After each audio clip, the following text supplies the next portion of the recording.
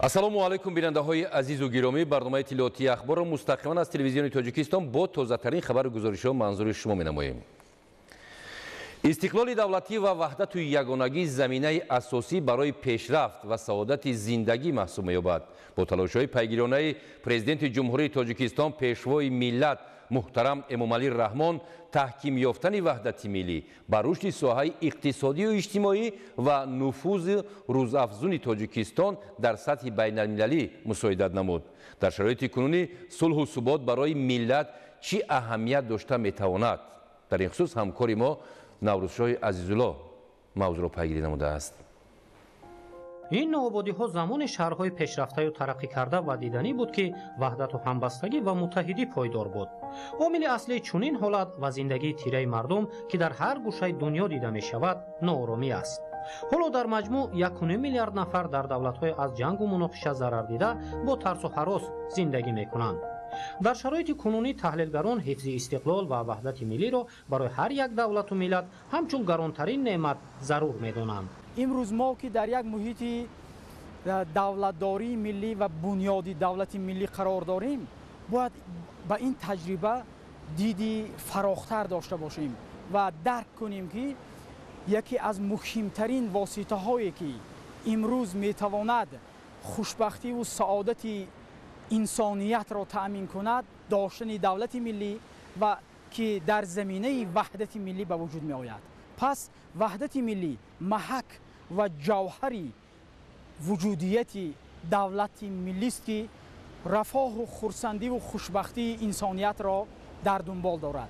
و نهایت مهم است که امروز هر فرد اجتماعی درک نماید که بی وحدت، بی همبستگی، بی همدیگر فهمی نمیتوان سعادت داشت، نمیتوان خوشبختانه زندگی کرد. نتیجه نشان میدهد که استقلال دولتی و متحد شدن در اطراف سیاست رهبری دولت بهترین دستاورد است که کشور را به پیشرفت و ملت را به سعادت رسانید. صلح و وحدت در تفکر ملت سربلند و سعادتمند تاجیک ارزش بالا داشته با متحدی دستاوردهای تاجیکستان صاحب استقلال پیوسته افزون میگردد. اگر امروز در شرایط معاصر دلخواه گروه اجتماعی وحدت ملی نداشته باشد، نمیتواند به خوشبختی و حیات با سعادت روبرو گردد. پس به خاطر طفلان، به خاطر مادران، به خاطر پیران، به خاطر وطن، به خاطر آینده نسل خود، برای هر یکی ما ضرور است که در اطراف سیاست واحد ملی متحد باشیم، اتحاد داشته باشیم، سرجم باشیم. از سیاست پیشگرفته امروزی حکومت ملی خودمان و سیاست پیشگرفته پرزیدنت محبوب کشورمان استفاده کنیم، در اطراف وی متحد باشیم، سرجم باشیم تا قدرت، نفوذ، اقتدار، خوشبختی و آینده نیک خود را تامین نماییم. پژوهشگران سطح بین المللی تاجیکان را از دوره قدیم تا امروز با وحدت سالاری و فرهنگ پروری یاد می‌آورند. در شرایط کنونی امنیت و آرامی کفالت پیشرفت و ترقیات من بعده و سعادت روزافزون زندگی است.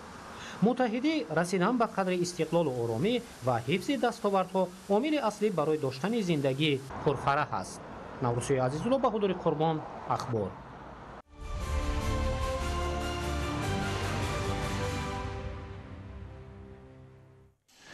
вилояти хатлон ки аз калонтарин вилоятҳои аграрии мамлакат маҳсуб мегардад, сокинонаш дар самти истифодаи босамари ҳар қитъа замини корам таҷрибаи бой доранд ва ҳамасолат дар баробари фаровонии бозори истеъмолӣ ҳамзамон барои таъмини эҳтиёҷоти рӯзгори худ маҳсулоти гуногуни ғизоиро захира менамоянд. шарҳи бештари мавзӯъ дар гузориши Маҳмад Раҷаб Абдуллозода. таъмини амнияти ӯзхаворӣ яке аз ҳадафҳои стратегии ҳукумати ҷумҳурии Тоҷикистон ба ҳисоб рафта, мақсад аз он таъмини рӯзгори шоистаи сокинон ва тавассути фаровонии бозори истеъмолӣ дастрасии доимӣ доштан ба маводи ғизоӣ мебошад.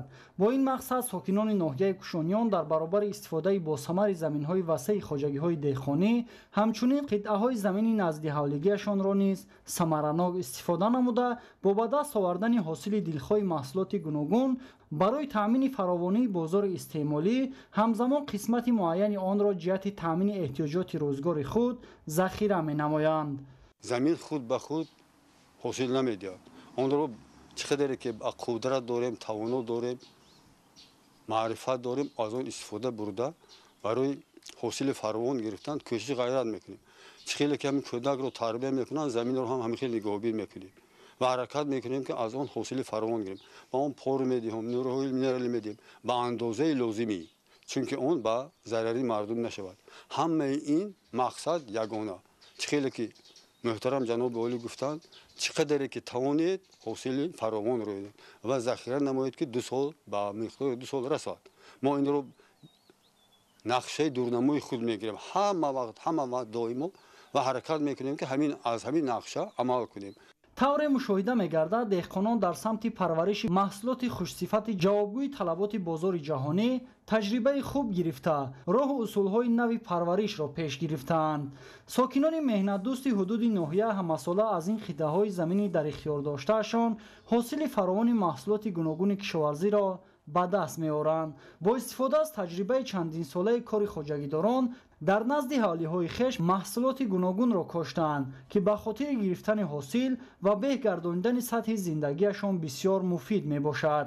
طور مشاهده گردید ساکنان جماعت دهات ثروت استقلال ناحیه در نتیجه مهنت پیوسته به زمین و اندوختن تجربه بسیار ساله استفاده بردن گرمخانه را خوب احساس کرده قریب در همه میدانهای خواجگی و زمینهای نزد اهالیگی خویش استفاده آن را به طور وسیع به راه میمانند.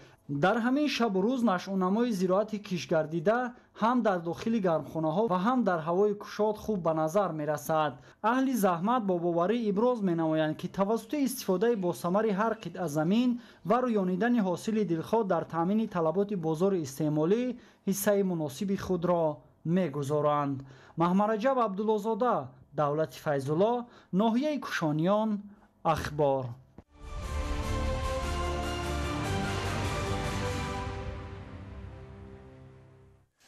حجم صادرات محصولات کشاورزی از ولایت سوق به خارج مملکت افزایش می‌یابد. طبق معلومات از اول سال روان تا امروز از ولایت 80,000 تن محصولات کشاورزی از جمله پیاز بروقتی، میوه تر و خشکی کار کرده شده، افشوره، نوشابه، مربا، خمیره زردآلو و دیگر نمود کنسرو میوه و سبزیجات صادرات کرده شده است. میوه خشکی بندوبست و کار کرده شده که در این دوره صادرات کرده شد از حاصل سال گذشته می باشد. امروزها در ولایت جمع آوری میوه از قبیل زردآلو با مرام ادامه دارد. معلومات بیشتر در گزارش عبدالوهاب عبدالستار همکاری ما.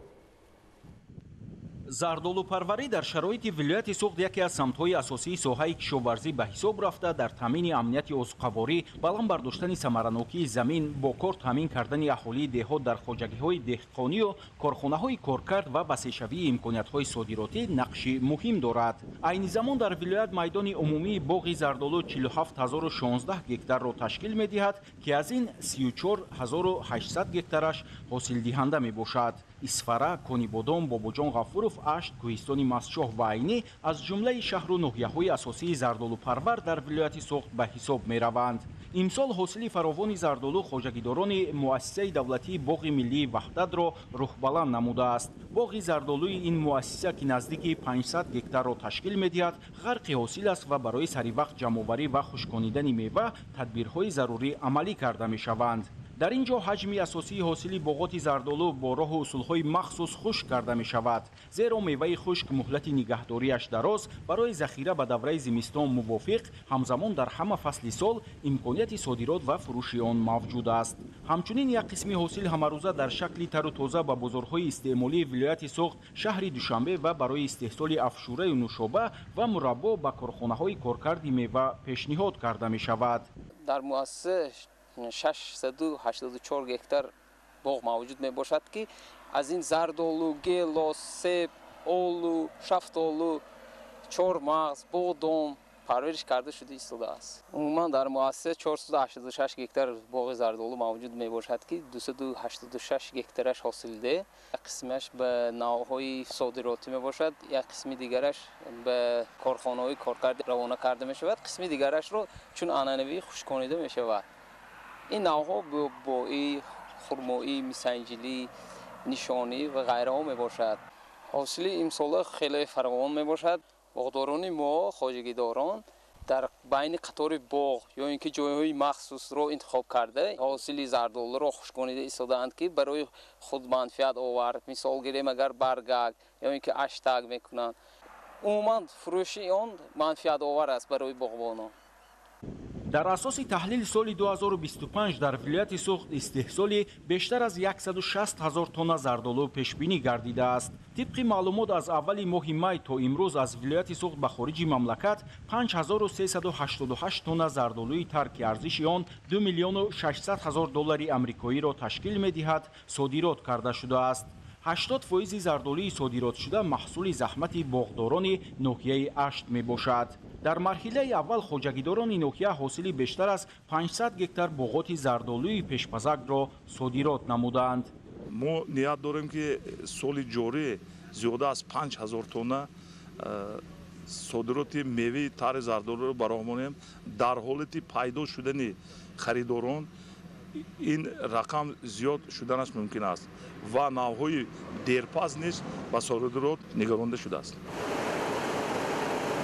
дар давоми 5 моҳи сипаришудаи соли равон аз вилояти суғд 43353 тонна меваи хушк низ ба хориҷи мамлакат содирот карда шудааст. ҳамзамон ҳаҷми содироти афшура, нӯшоба, мураббо ва дигар намуди маҳсулот ки асосан аз мева омода мешаванд афзоиш ёфта. дар ин шабу рӯз ки давраи ҷамъоварии ҳосил аст, фаъолияти коргоҳу корхонаҳои коркард ва банду басти мева назаррас арзёбӣ мешавад. абдуваҳоби абдусаттор, Илёс Бобоҷон, вилояти суғд, ахбор.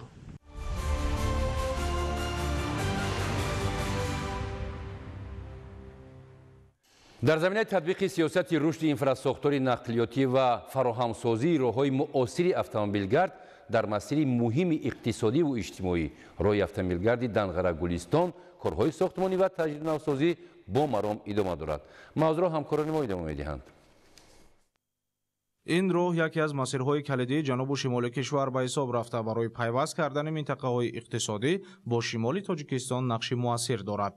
аз нигоҳи стратегӣ он дар оянда метавонад ба як шоҳроҳи байналмилалӣ мубаддал гардад. дарозии умумии роҳи Данғара Гулистон беш аз 50 километр буда корҳои сохтмонӣ дар се қитъаи асосӣ бо ҷалби ширкатҳои ватанию хориҷӣ амалӣ шуда истодааст.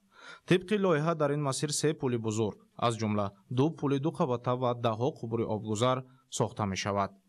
айни ҳол мо дар километри 24-уми роҳи автомобилгарди Данғара Гулистон қарор дорем. дар қитъаи мазкур корҳои гирифтани қабати ҳосилхези замин, корҳои бардоштани хоктепаи роҳ қабат ба қабат ва ороиш додани деворҳои канории роҳ идома доранд. дар минтақаи мазкур баландии хоктепаи роҳ тахминан аз 10 то 15 метр баланд мешавад.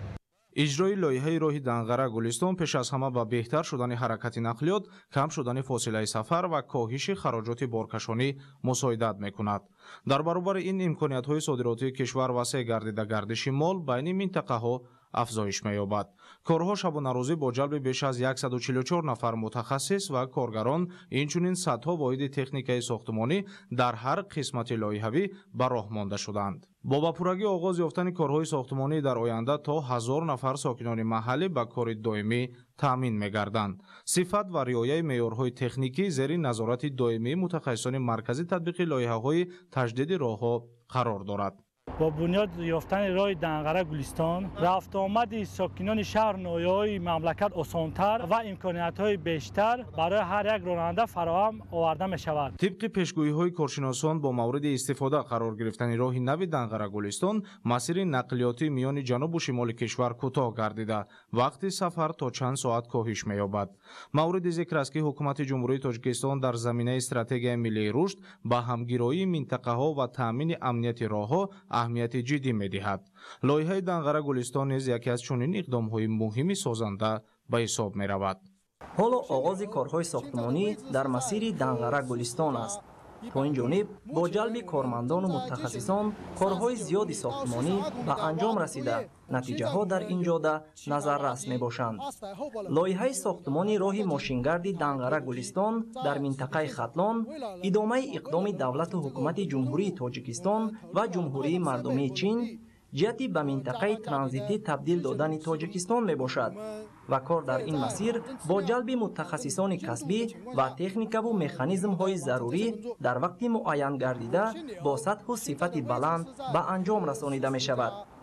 дар роҳи мазкур дар баъзе минтақаҳои баландкӯҳ роҳ то ҳадди зарурӣ паст ва паҳноияш васеъ мешавад ки ин тадбир ба хотири таъмини бехатарии ҳаракати воситаҳои нақлиёт дар тамоми фасли сол амалӣ мегардад.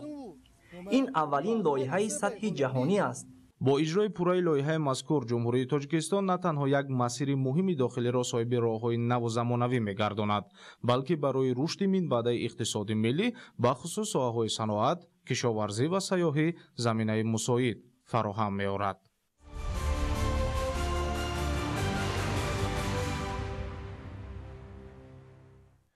баҳри тарғиби тарзи ҳаёти солим ва омавияти варзиш бо дастгириҳои пайвастаи ҳукумати ҷумҳурии тоҷикистон дар шаҳру ноҳияи вилояти мухтори кӯҳистони Бадахшон имкониятҳои мусоид фароҳам буда, дастовардҳо низ дар ин самт кам нестанд.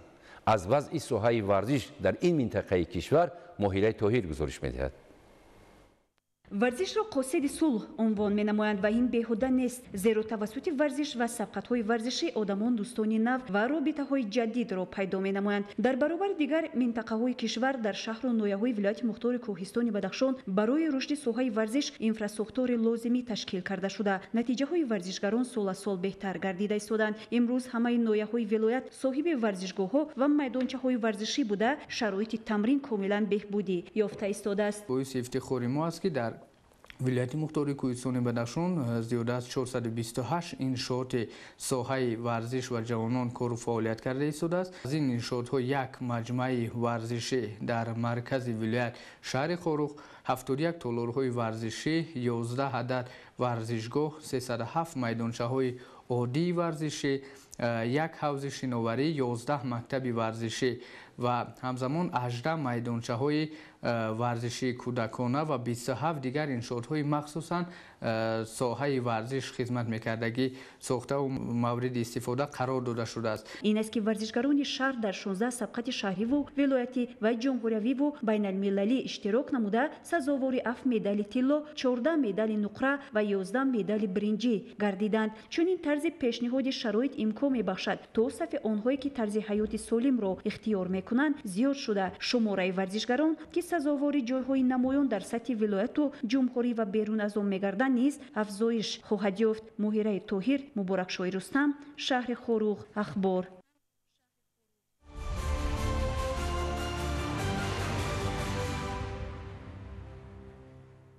яке аз